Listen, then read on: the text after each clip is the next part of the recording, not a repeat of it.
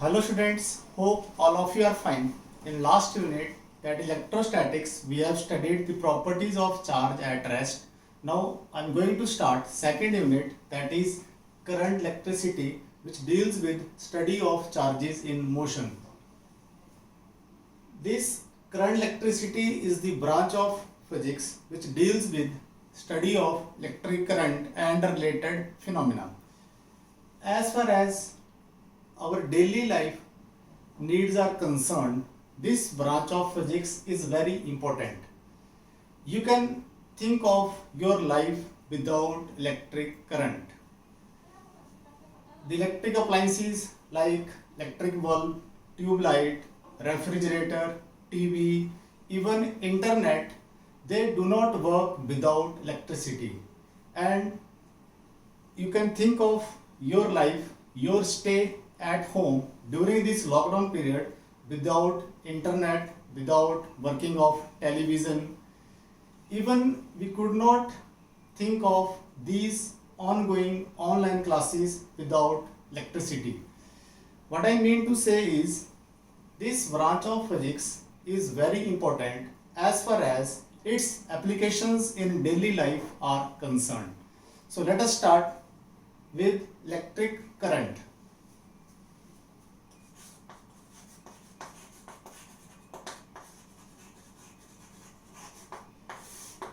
This topic, electric current, you have already studied in class 10th.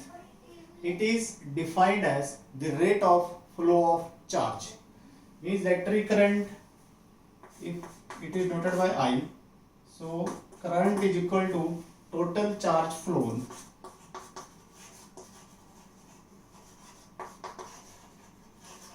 over time taken. If we consider some area of cross section, let this is some conductor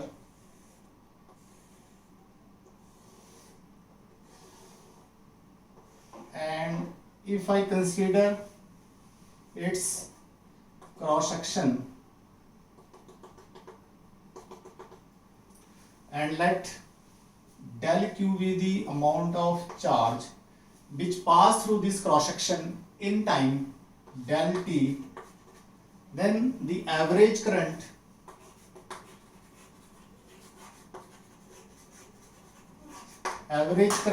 will be given by del q over del t. If this charge flow for very small time interval, that is, if this del t tends to 0, then limit del t tends to 0, del q over del t is equal to dq by dt. Means if this time interval approaches 0, then this current is known as instantaneous current. Instantaneous current.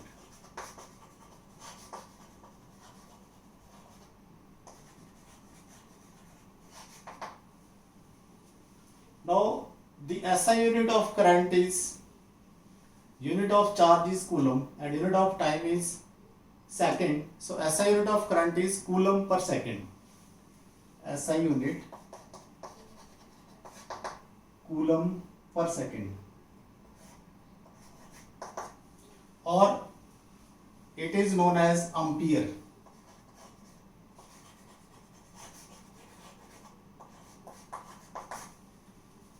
This ampere is the fundamental unit, means this electric current is a fundamental quantity. Now we will see whether this current is scalar or vector quantity. We know that this current has both magnitude as well as direction. So we can think of current as vector. But this current is not vector, it is a scalar quantity. Now why electric current is scalar? Let us see why it is scalar. if I assume two wires carrying current, you have to see why electric current is scalar. So let us assume that these are two wires carrying current 4 ampere and 3 ampere. Let angle between these two wires be 60 degree. Now if we assume that this current is vector, then the total current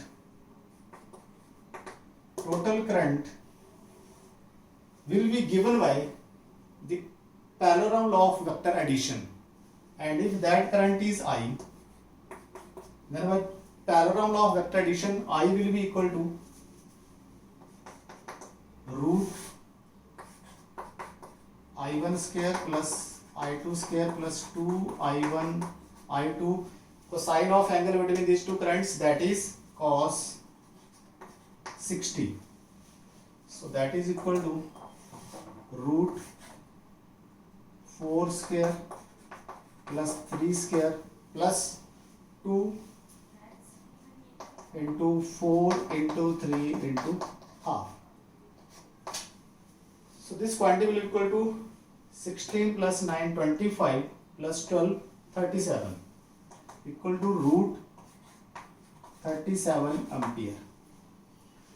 Now let this angle changes to some other angle. Let that angle be 90 degree.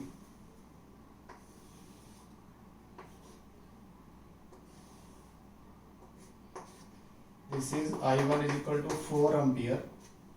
I2 is equal to 3 ampere. Again, by parallel law of vector addition, this current will come out to be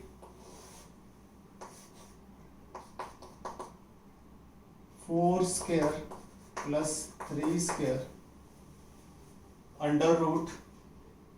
This term will be 0 as it will include cos 90. Here theta is 60, in this case theta is 90, so cos 90 is 0. So that will be equal to root 25 equal to 5 ampere. Similarly, if we consider some other any arbitrary angle,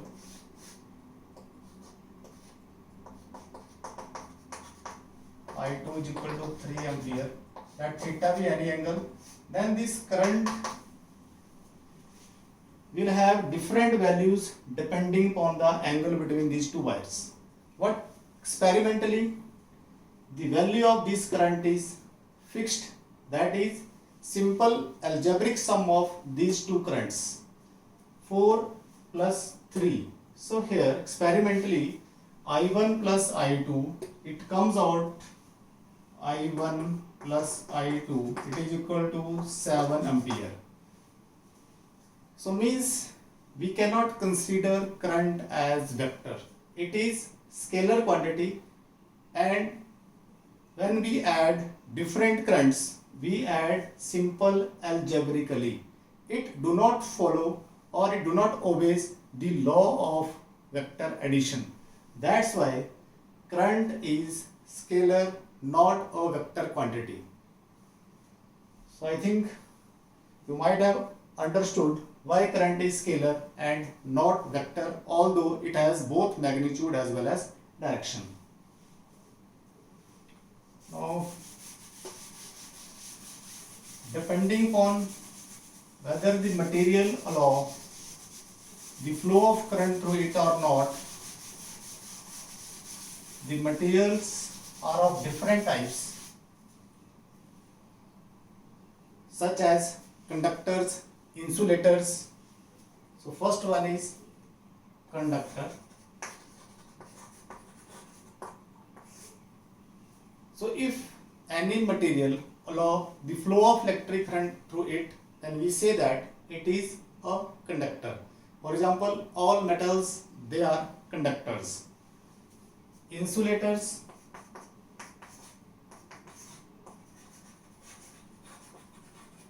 Insulators are those materials which do not allow the flow of electric current through them. For example, plastic, dry wood, they are examples of insulators. There is third type of material which are known as semiconductors.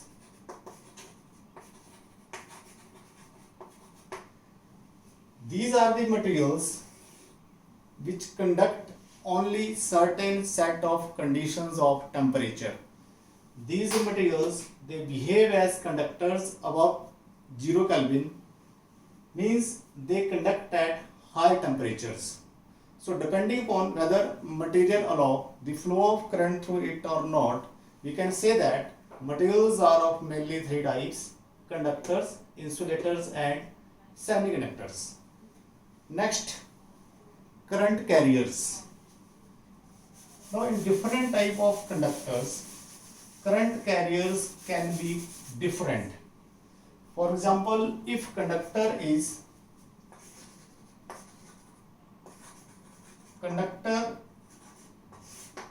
can be in solid form, liquid form or in gaseous form. In case of solids, current carriers. So in case of solids, current carriers are electrons and holes.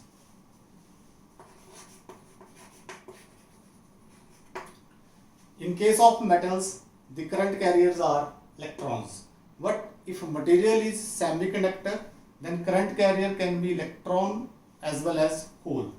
So in solids, current carriers are electrons and holes. We will study about these holes in second last unit, that is electronic devices. These holes have same amount of charge as that of electron, but sign of that charge is opposite to electron, means they have positive charge. Now, current carriers in liquids. Liquids like water, they also conduct, and current carriers in them are ions, positive ions and negative ions. The last one is gases. Generally, gases are insulators of electricity, but at high electric field, they can ionize. So in case of gases, electrons as well as ions both can act as current carriers. So in case of gases, if they conduct, current carriers are electrons and ions. So these are the current carriers in different states of conductors: solids, liquids, gases. Now, how these current carriers they carry current, means what is the mechanism of flow of electric current. This border of this board, there is aluminum frame fixed on it, means this frame is of aluminum, and we know that aluminum is very good conductor of electricity. But when I am touching this frame, I am not getting any electric shock. Now, why I am not getting an electric shock? It means there is no electric current in it. It means charges in it, they are not in motion. But we see whether charges in it are in motion or not, means what is the main mechanism of electric current. So we study now the mechanism of flow of electric current.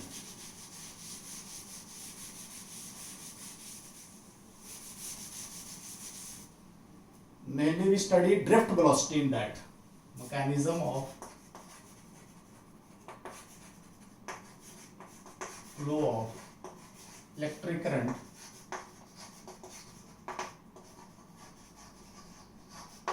So mainly we study drift velocity.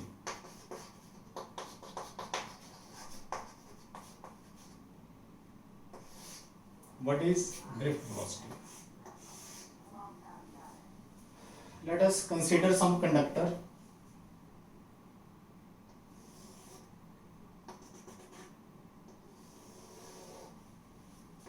Let it be some metallic conductor. In this unit, mainly we will deal with metallic conductors. So let it be some metallic conductor, and we know that metals, they consist of large number of electrons. So this is some electron. Let its motion be like this. Actually, electrons in conductor, they are not at rest. They are in motion, but that motion is random.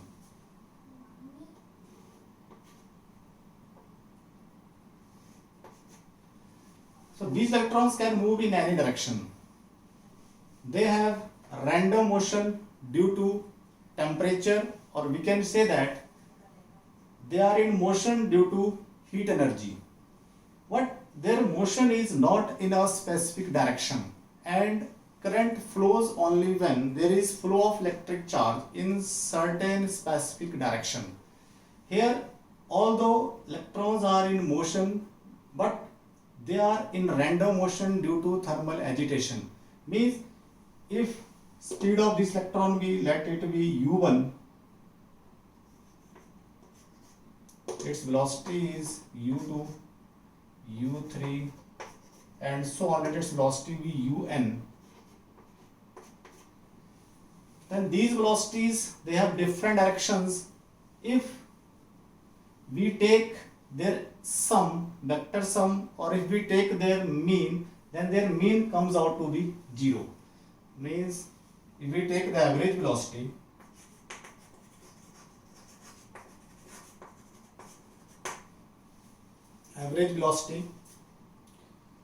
is equal to u1 plus u2 plus so on up to un. This average velocity come out to be 0. Although individually the magnitude of these thermal velocities is of the order of 10 raised to power 5 meter per second. So this number is very large.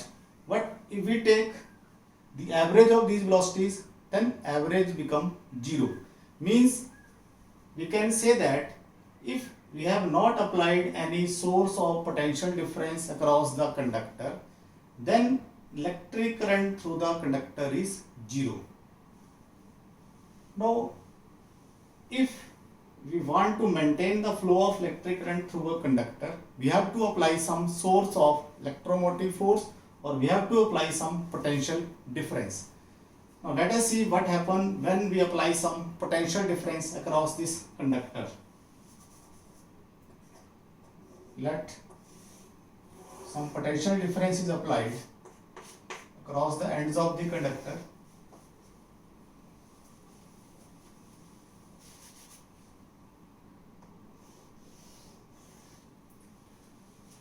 Now this end is positive and this is negative. Means this end of the conductor is at positive potential, this is at negative potential, or we can say that this end is at higher potential and this is at lower potential. So direction of electric field is from left to right. This is the direction of electric field. And we know that electrons, they experience force in electric field. So when electric field is set up across the conductor, electrons will experience force and they get accelerated. So we know that if E be the magnitude of electric field and Q be any charge, if charge is positive, then force experienced by it is QE, and this force is in the direction of electric field. This positive charge moves in the direction of electric field. So it moves in the direction of electric field.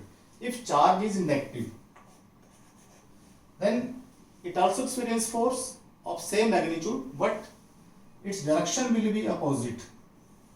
So negative charges, they experience force in a direction opposite to the direction of electric field.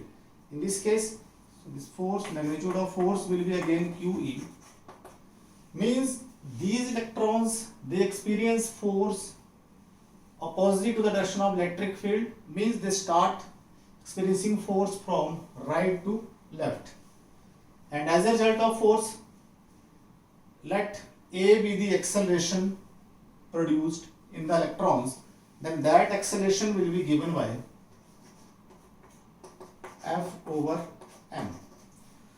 Now, here if E be the magnitude of charge on electron, then this force will be equal to E into E. And since this electron has negative charge, so we can write here negative. So this is the acceleration which will act on each electron. Now due to this acceleration, if we talk of this electron, then instead of reaching here, it will experience force, so it will experience force toward this side. So let this is the new position of this electron, then this electron will reach here. So I am showing the motion of the electrons in the presence of electric field. Similarly, this electron will also experience force. So it will experience force toward this side. It also experiences force. So instead of reaching here, it will reach this side. Similarly, this electron will also experience force. Let it reach here. So it is shown by this dotted vector. So I have shown the motion of the electrons when they experience force in the presence of electric field. I will show you the motion of electrons without electric field and with electric field.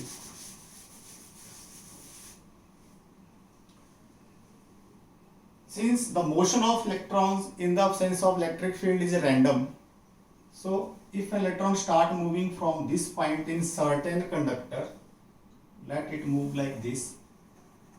Now when electrons move across a conductor, there are different lattice sites and electrons suffer collision with those lattice sites, means electron can collide with other electrons with positive ions.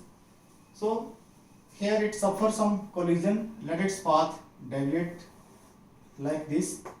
Again here it will suffer collision.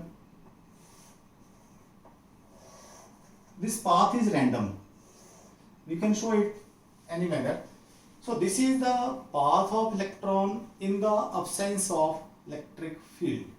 If we apply some potential difference and if electric field across the conductor be from right to left, let this be the electric field,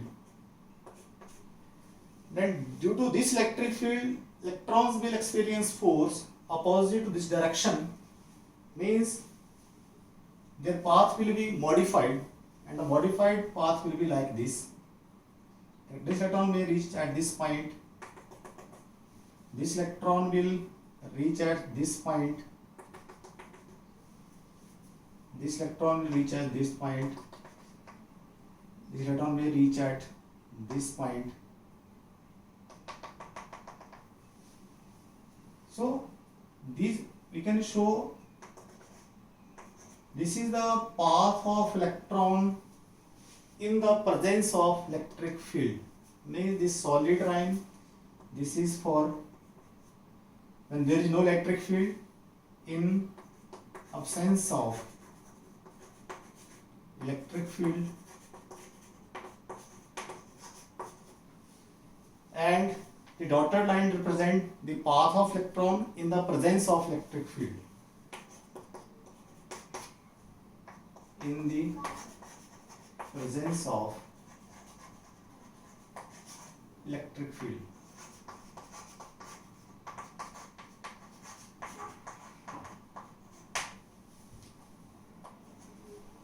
Now we can see this electron has drifted through very small distance. So we say that this is the drift. This is the drift of electron. Means due to acceleration, electrons get drifted what? Through very small velocity. Actually, when these electrons experience force, again their motion is random. What? It is slightly different than that of motion in the absence of electric field. There is certain drift of electrons in the presence of electric field. Means they attain some velocity, although that velocity is very small, and that velocity is known as this drift velocity. So now we will derive expression for this drift velocity. So if I represent these velocities with v1, let its velocity be v1, it by v2, v3, and this by vn. Then we can write this expression for v1, v2, v3 in terms of u1,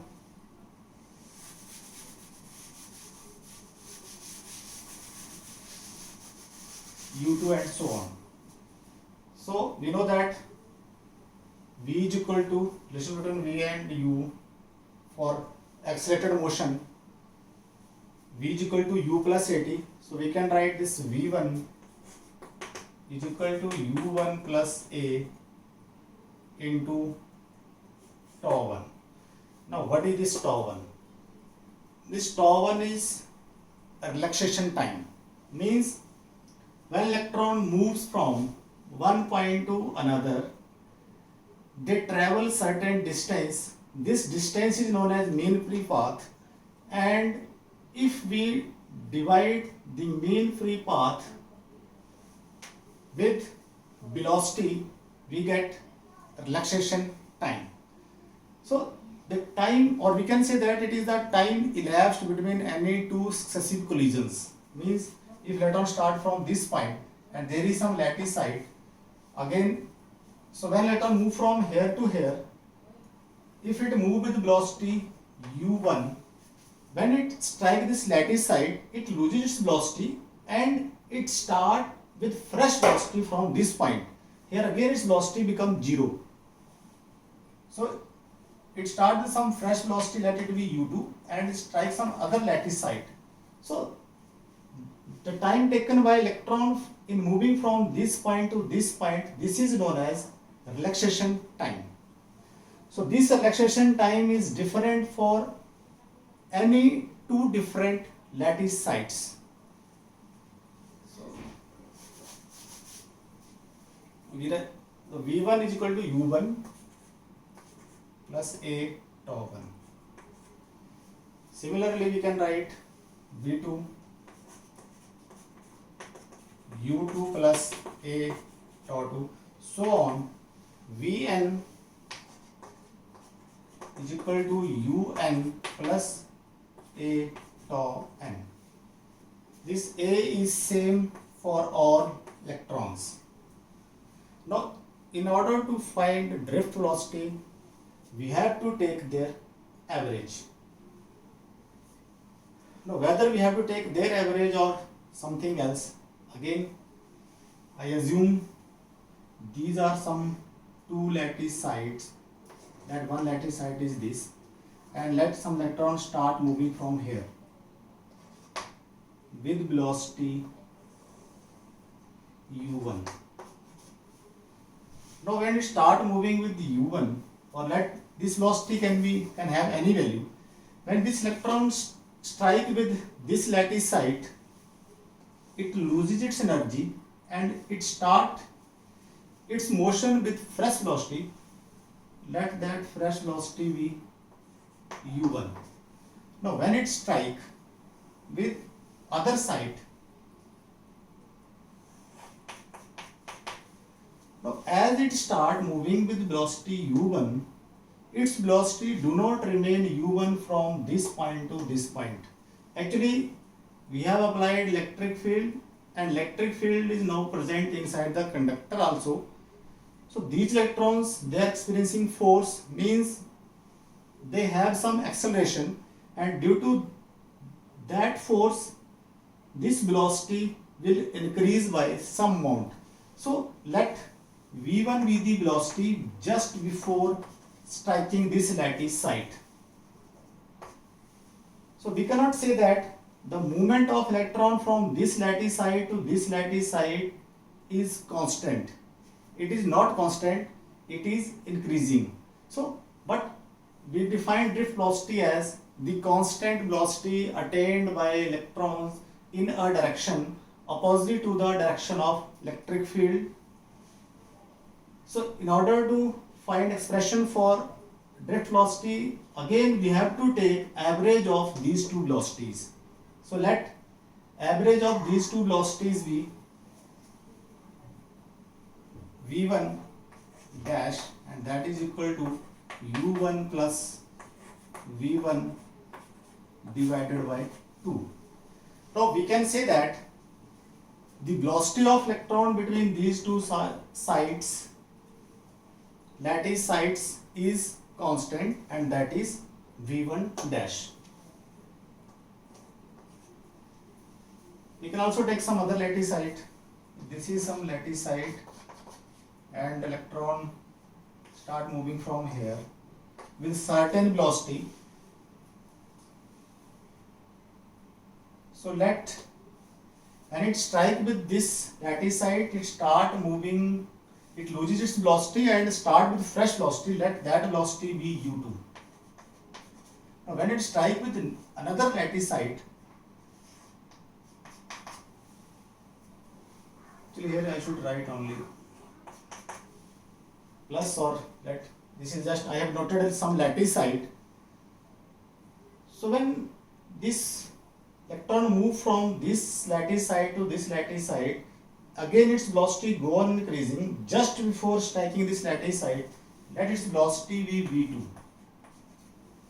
Means again between these 2 points, again velocity is not constant. So we have to take average of these two velocities. So let that velocity be v2 dash. So v2 dash will be equal to u2 plus v2 divided by 2. Now if we put the values of v1 from here, we can write v1 dash is equal to u1 plus u1 plus a tau 1.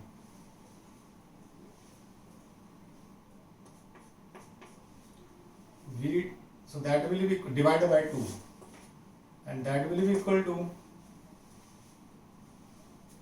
2u1 plus a tau 1 divided by 2, and we can write this is equal to u1 vector plus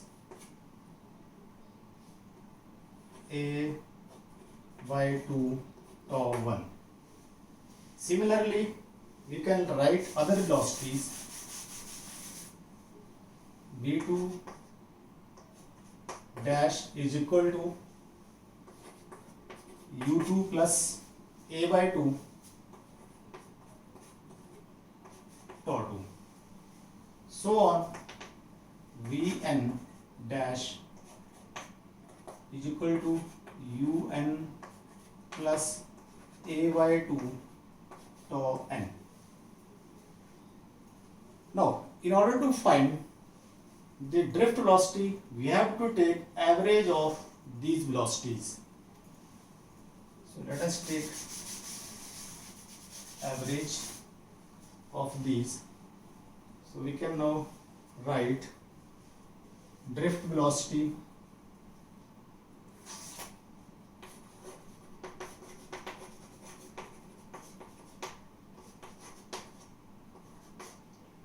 is equal to v1 dash plus v2 dash plus so on plus vn dash divided by n. Now when we put the values of v1 dash, v2 dash, so on vn dash, we will get u1 plus u2 plus so on un divided by n plus ay2 tau1 tau2 plus so on plus tau n. Now I have already explained this is the average velocity before applying any source of EMF, means in the sense of electric field. So this average velocity is equal to 0.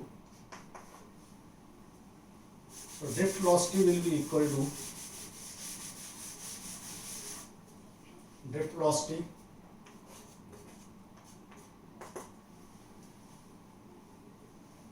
ay2, here we have to divide by n. Now this is known as, this is the average of different relaxation times between any two successive collisions. So this is known as average relaxation time, means it is the time elapsed between any two successive collisions, and this relaxation time is a function of temperature.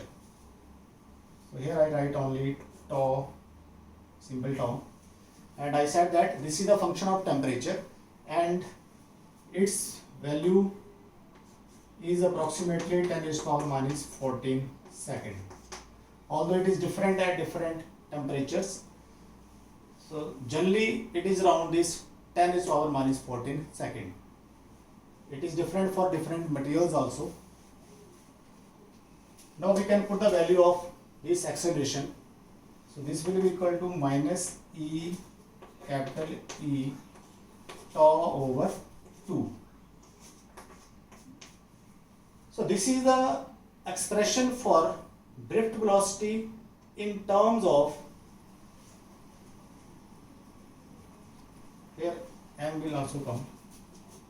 So this is the expression for drift velocity in terms of charge on electron, external electric field and mass of the electron, and this average relaxation time. I can also write this in terms of potential difference. If length of this conductor be L, potential difference be V, and that length be L, then we can write this E as V over L. So Vd will become one formula is this in terms of electric field, and other will be minus E V over L 2m tau. This is also some formula. We can, this negative sign just indicates that the direction of drift velocity is opposite to the direction of electric field. Here electric field is from left to right, but we see that the direction of drift velocity is from right to left. So negative sign signifies that direction of drift velocity is opposite to the direction of electric field.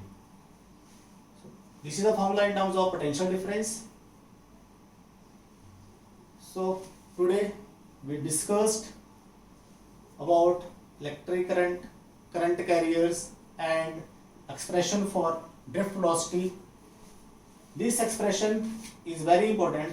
In next classes we will see that the different phenomena like resistivity, resistance, they will be explained on the basis of this drift velocity, and the value of drift velocity we see later on. The value of drift velocity is very small. It is of the order of 10 raised to power minus 4 meter per second.